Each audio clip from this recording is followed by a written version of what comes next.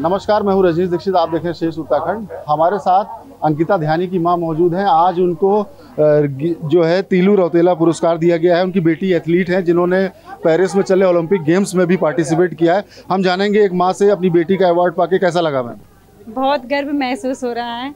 एक गृहिणी, घर की गृहिणी होते हुए मैंने अपनी बेटी का साथ दिया। मेरी बेटी ने बहुत संघर्ष किया। खेतों में भागती थी, सुबह सुबह जब लोग सोते थे तो उनका खेत में गेहूं बोए रहते थे तो वो भागती थी कि कहीं कोई मेरे को देख न ले। भागते भागते वो सड़कों पे भी भागी, बहुत संघर्ष किया। अपने फौजी भाई करते थे जो तैयारी फौज के लिए, उनके साथ भागती थी। 2014 से लेकर 16-17 में नेशनल में गई, 5वीं नंबर पे रही। उसके बाद 2018 में उसका चयन अगस्त मुनि हॉस्टल में हुआ। वहाँ उसका आंध्र प्रदेश में फर्स्ट मेडल रहा नेशनल में। बहुत गर्व महसूस हुआ। तब से लेकर अब तक मेरी बेटी 11 गोल्ड मेडल जीत चुकी है नेशनल में, और एक इंटरनेशनल में, इंटरनेशनल में भी गोल्ड जीत चुकी है अपने। और इस समय भी पेरिस में ओलंपिक, पेरिस में है इस वक्त, पार्टिसिपेट कर रही है 5000 मीटर में, पेरिस में है अभी।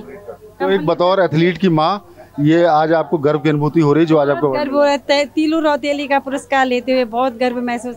धन्यवाद करती हूँ मैं आंगनवाड़ी कार्यकर्ती, महिला सशक्तिकरण वालों की बहुत बहुत आभार व्यक्त करती हूँ। और गर्व से कहती हूँ कि हर कोई माँ अपनी बेटी के साथ रहे। एक गुरु और माँ दो मिल जाए तो बच्चों के लिए हर कुछ भी करना मुमकिन हो जाएगा। अच्छा मैडम, जैसा कि अभी आपने देखा होगा विनेश फोगाट के साथ में 100 ग्राम से वो हार गई। देश की बेटी है, बहुत ऊंचे मुकाम तक वो पहुंची है। एक माँ होने के नाते आपको क्या लगता है कि उसको और क्या होना चाहिए था? उसके साथ फैसला होना चाहिए, अच्छा होना चाहिए। हमारे भारत सरकार को उसका साथ देना चाहिए।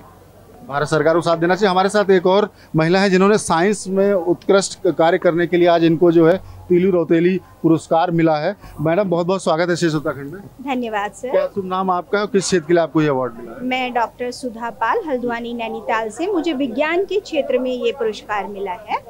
मेरे इस बार 2 पेटेंट ग्रांट मुझे मिले। यूसर्क से यंग वुमेन साइंटिस्ट अवार्ड मुझे मिला है। उसके बाद मुझे इस राज्य स्तरीय अवार्ड के लिए चुना गया।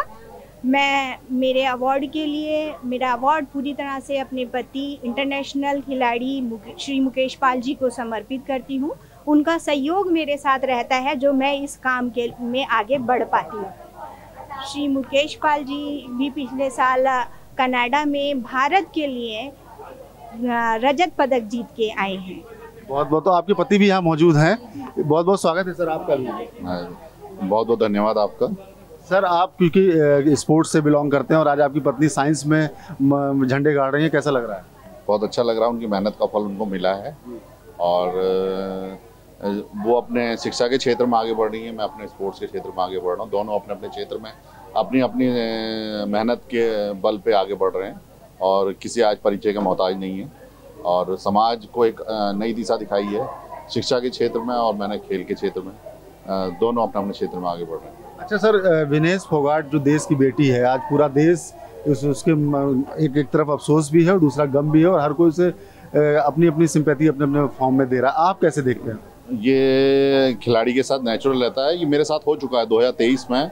सेम केस मेरे साथ कनाडा में पुलिस ओलंपिक में हुआ है और 100 ग्राम से मेरा भी यही कंडीशन बनी थी। लेकिन इसमें मैं अगर उत्तरदायी मानता हूँ तो जो उनके साथ कोचेस का पैनल है उनके साथ गया हुआ है, जो उनको खेलने से ज़्यादा खिलवाने वाला एक्सपीरियंस होल्डर होना चाहिए। मेरे सामने अगर वो खेल रही है उस बिटिया को, वो अपने रिंग में है, उसको नहीं पता कि मैं कितना डाइट मेरी क्या चल रही, क्या शेड्यूल चल रहा है उसका, तो उसको उसके कोच और जो उसका प्लेइंग स्टाफ है उसको मैं इसके लिए उत्तरदायी मानता हूँ।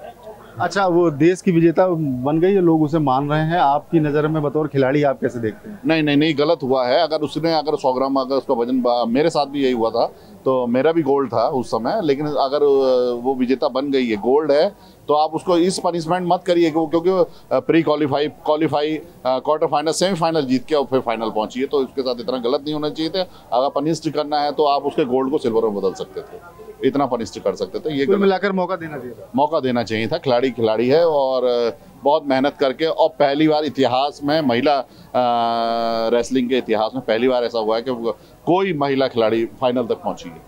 तो देख रहे हैं आप, ये सीरियस स्पोर्ट्समैन हैं जिन्होंने अंतर्राष्ट्रीय कई खेल भी खेले हैं। 100 ग्राम से ये भी मात खा गए थे, हार गए थे, जिस तरीके से विनेश फोगाट हारी है। लेकिन बात है कि एक और मौका देना चाहिए था। स्पोर्ट्स स्पिरिट एक सबसे बड़ी चीज़ है कि किसी खिलाड़ी को सिर्फ वेट के पॉइंट ऑफ व्यू से इतना ज़्यादा पनिशमेंट नहीं मिलना चाहिए था कि एकदम से उसे सिरे से खारिज कर दिया गया।